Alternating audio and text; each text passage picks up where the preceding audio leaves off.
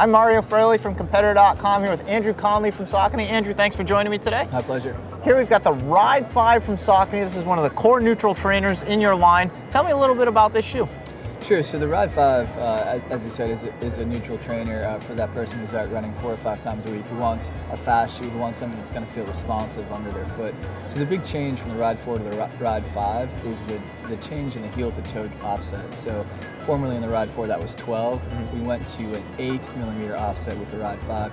And the reason we did that was we feel like providing a more stable, even platform for the runner is ultimately better. It's going to result in less impact on their bodies over the long term, and also it encourages a more mid-foot to forefoot strike, which we have a lot of testing from the Saucony lab that shows that that's in the best long-term interest for runners as far as reducing impact and providing them with a better overall feel and ride. Now, how is that lower drop going to affect the fit of the shoe, if it affects it at all?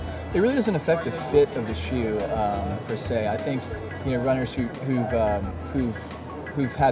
used the Ride 4 aren't going to notice such a big difference. We're only talking 4mm here. I think they're going to, if they do notice a difference, it'll be them feeling more stable and balanced on the platform. Okay. You mentioned a little bit that because of that drop now, it's going to force you more onto your forefoot.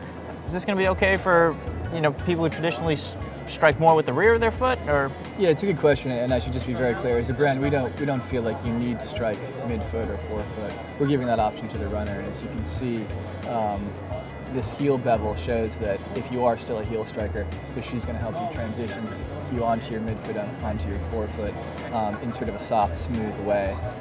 So we leave that up to the runner where they're going to strike. Their gait, each runner has a unique gait, and we're not diagnosing that and suggesting a different approach for them, giving them the option. Cool. And when can we expect to see the Ride 5 in stores? Yep, the Ride 5 is a 6-1 shoe, so we have 4 colors on the men's side and 4 colors on the women's side. All right, great. Thanks, Andrew, for joining me today. No problem. Ride 5 from Saucony. Look for it in June.